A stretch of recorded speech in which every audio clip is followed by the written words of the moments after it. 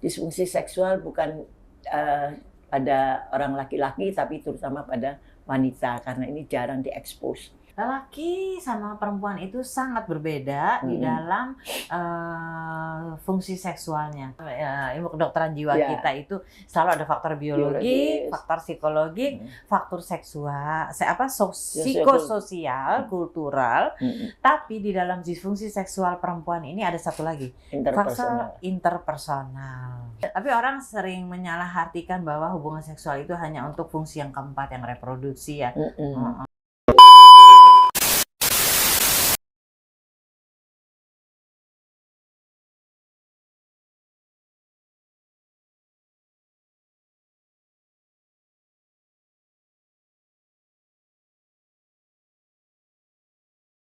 Kita lanjutkan pembicaraan mengenai disfungsi seksual. Kali ini kita akan membahas mengenai pengobatan dan pencegahannya. Jadi pengobatannya apa saja, Dr. Sylvia? Ya, seperti juga gangguan psikiatri yang lain, pengobatan itu tergantung dari gejala atau tanda-tanda yang dialami oleh pasien, dan yang kedua tergantung dari etiologi atau penyebabnya. Nah, jadi kalau penyebabnya itu biologi, tentunya kita kerjasama dengan teman-teman dari obstetrik ginekologi atau dengan sejawat urologi atau urogin ya, obstetri yang uroginekologi. Misalnya karena adanya tumor, misalnya karena gangguan aliran darah tadi, kita tentunya serahkan di terapi dulu oleh sejawat tersebut. Itu secara jamur ya. Misalnya adanya jamur juga menyebabkan keputihan terus, kan nggak nyaman berhubungannya. Itu diobati dulu sama mereka. Jadi itu berdasarkan etiologi. Nah, lalu yang kedua, kalau penyebabnya adalah psikologik, dokter.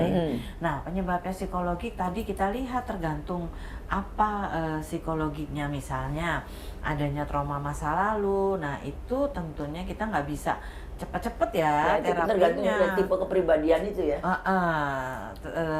Trauma masa lalu bisa menyebabkan dia takut berhubungan seksual atau mempunyai persepsi yang salah, karena selain juga trauma masa lalu, faktor budaya, bagaimana orang tua itu menanamkan nilai-nilai, ya menanamkan dengan galak misalnya, seperti nakut-nakutin bahwa seks itu tabu.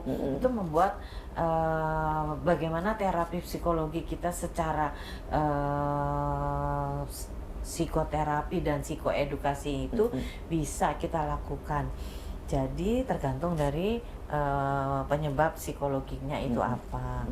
Dan kalau sudah diketahui penyebab psikologinya apa, misalnya tadi kan trauma masa kecil atau adanya kepribadian yang tidak luas ya, misalnya orang dengan anankastik mau berhubungan harus rapi, upacaranya ini itu, nah sementara suaminya enggak, jadi itu juga menjadi masalah. Itu juga misalnya kita ingat generasi di atas kita itu jarang sekali membicarakan hal-hal seperti ini pada kita. Iya. Jadi kadang-kadang ibu itu sungkan atau rikuh gitu ya untuk ngomong begitu pada anaknya. Iya. Karena mungkin si ibu sendiri juga prinsipnya hanya melayani suami. Betul. Ada kemungkinan karena dia tidak bisa cerita banyak, sudah melayani aja suamimu. Iya. Dia tidak mengerti bahwa seharusnya perasaannya harus bagaimana, beda gitu kan. Iya, karena berdasarkan pengalaman hidup ibu tersebut ya. Jadi menurut dia nggak usah diomongin kok, itu dengan sendirinya gitu. Padahal nggak semua orang dengan sendirinya tadi. Padahal harusnya bisa lebih enak lagi gitu ya. Harus bisa dinikmati. Tapi kan karena faktor-faktor tadi, faktor budaya dan lain-lain, itu pada orang tersebut. Dan yang ketiga, kalau ada hal-hal yang menjadi masalah pada si perempuan ini, misalnya dia lagi stres, dia sedang depresi, sedang mengalami cemas yang berlebihan, tentunya dia pasti gairahnya akan terpengaruh. Dan apalagi dia tidak bisa melanjut ke fase berikutnya. Ini ada yang perlu saya singgung di sini, suami-suami yang selingkuh terus ketahuan istrinya, terus dia udah mengaku salah, dengan enaknya dia langsung minta berhubungan dengan istrinya, itu sulit.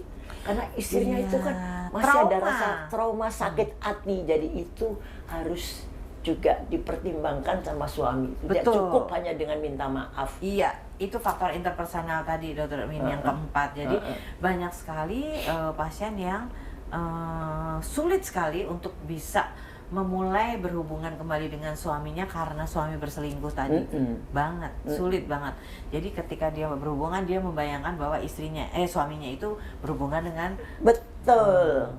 itu sangat traumatik. Sangat traumatik, dan itu bukan bisa diselesaikan seminggu 2 minggu, bisa sampai bertahun-tahun. Iya. Sakit hatinya tuh luar biasa. Betul. Ya kan? Padahal suaminya udah lupa atau barangkali udah selingkuh sama yang lain lagi, ya kita nggak tahu juga. Ya, tapi dia bisa menyalahkan diri sendiri, apa aku kurang melayani, apa aku kurang cantik, atau aku segala macam, sehingga dia makin sulit untuk melakukan apalagi menikmati. Jadi sebetulnya yang penting harus ngerem itu pihak suami. Jangan selalu alasannya biasa makan sop pengen sayur asem, nanti dapat sayur asem kepengen semur kepengen itu kepengen lalap, ya nggak kelar ya kan. Jadi judulnya ya udah sekali milih sayur asem aja seumur hidup. Komitmen. Iya, bumbunya diganti-ganti, ya kan. Variasi sayur asem juga ada, ya kan. Jadi jangan tuh sayur ganti sop ganti apa, enak banget. Iya, ya kan? berarti tidak konsisten dan tidak berkomitmen. Iya, sementara si istrinya si sayur asem ini suruh diem aja, suruh menerima, ya kan? Nggak bisa dong. Namanya buffet, ya kan? Dan ini juga kemudian ada terapi seks loh, ya kan? Oh iya. Jadi selain tadi obat, psikoterapinya juga macam-macam, Dokter In tadi. Ya, jadi bisa psikoterapi suportif biasa, bisa hipnoterapi, bisa CBT. Nah, kalau terapi seks itu adalah biasanya dilakukan untuk pasangan. Jadi biasanya suami juga diminta datang, lalu dikasih PR bagaimana caranya bisa melakukan dan bisa kalau disfungsi seksual pada perempuan ini bisa suami membantu proses terapi. Dan komunikasi ya bagaimana yang benar. Iya, gitu, betul. Yang sangat sulit kalau komunikasinya tidak baik, jadi salah persepsi nih. Betul. Ya, jadi dia juga dan harus memperhatikan juga, suami juga harus diedukasi bahwa istri itu harus dipersiapkan. Nah, itu jadi seringkali jangan main hajar aja gitu kan. Seringkali suami tidak mengerti bahwa perempuan itu berbeda dengan laki-laki. Perlu pemanasan. Tadi perlu situasi, suasana hati, suasana bagaimana hubungan dia. Kalau lagi marah sama suaminya mana bisa. Ya, seperti itu. Betul. Kalau suami kan nggak perlu ini apa nggak perlu ada segala macam kayak gitu, ya udah bisa. Itu loh bedanya. Jadi makanya ini harus diberitahu suaminya. Saat waktunya juga berbeda. Kalau perempuan itu lebih terangsang pada malam hari, sedangkan laki-laki biasanya pada pagi hari. Nah, seringkali waktu yang tidak tepat ini pun bisa menjadi masalah. Betul. Atau juga ya istri-istri yang misalnya punya bayi itu kan jadi nggak fokus ya. Jadi kupingnya juga dengerin bayinya nangis apa enggak, ya itu juga dia sulit ya. Itu juga harus suami harus membantu. Harus mengerti situasi kayak gitu ya. Terus bisa dicegah nggak ini disfungsi seksual? Iya. Sebetulnya bisa dicegah dalam jangka pendek dan dalam jangka panjang. Kalau jangka pendek itu intinya edukasi ya, Dokter In. Untuk perempuan remaja yang belum menikah bisa sex education sekolah. Sex education. Sekarang di lembaga keagamaan ya.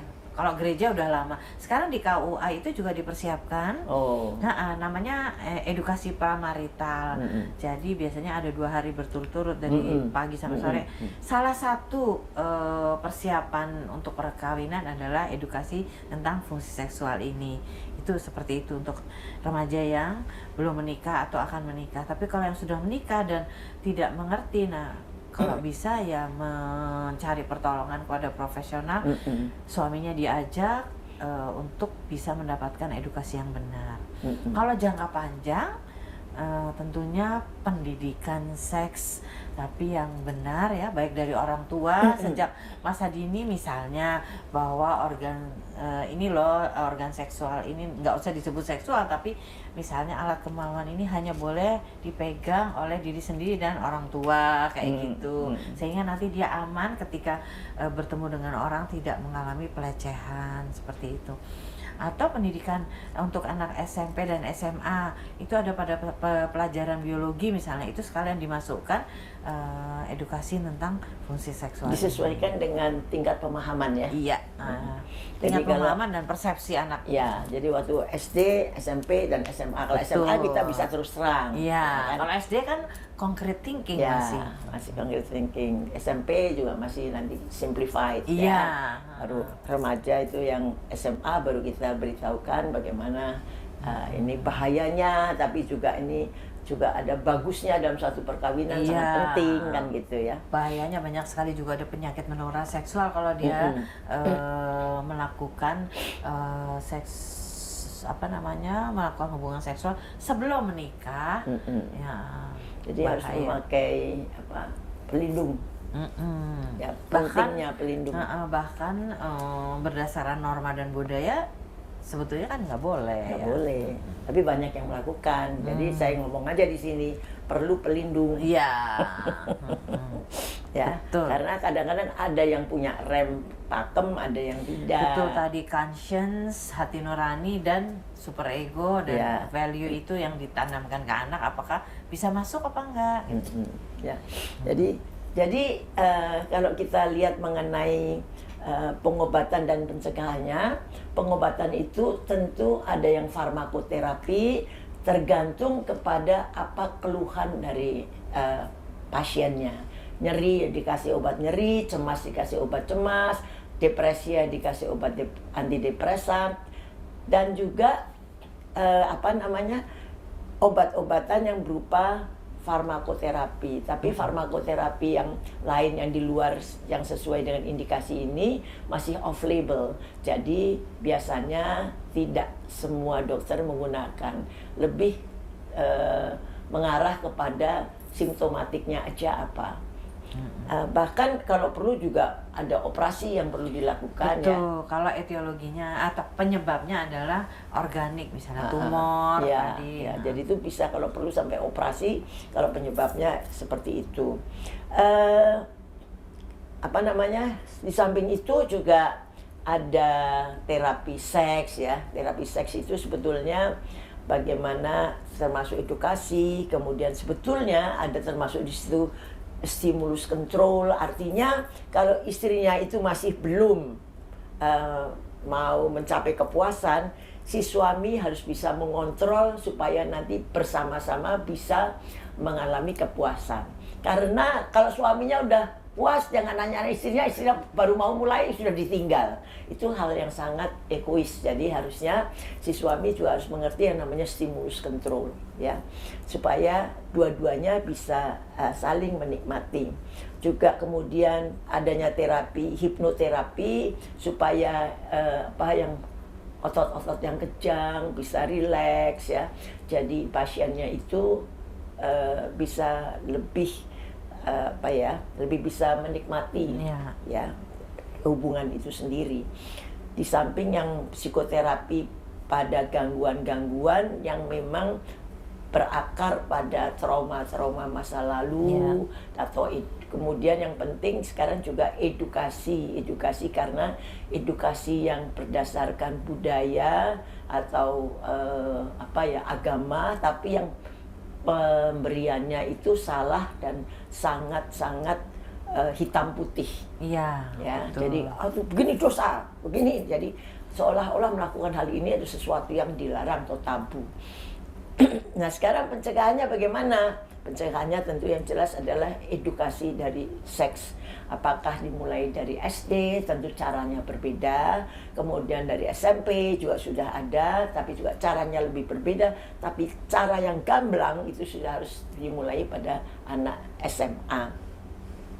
Dan pada jangka panjang juga anak-anak itu harusnya bisa juga mendapatkan suatu bacaan yang memang benar-benar bisa dipertanggungjawabkan mengenai informasi-informasi yang dibutuhkan mengenai suatu hubungan seksual yang sehat. Ya, karena tidak saja menyenangkan tapi juga harus sehat. Kalau tidak sehat penyakitnya juga macam-macam. Jadi saya kira dengan kita membicarakan disfungsi seksual itu mudah-mudahan bisa mendapatkan manfaat, karena di sini sebetulnya merupakan hal yang banyak dialami oleh wanita-wanita yang dulu tidak berani untuk berbicara mengenai hal yang seperti ini. Terima kasih.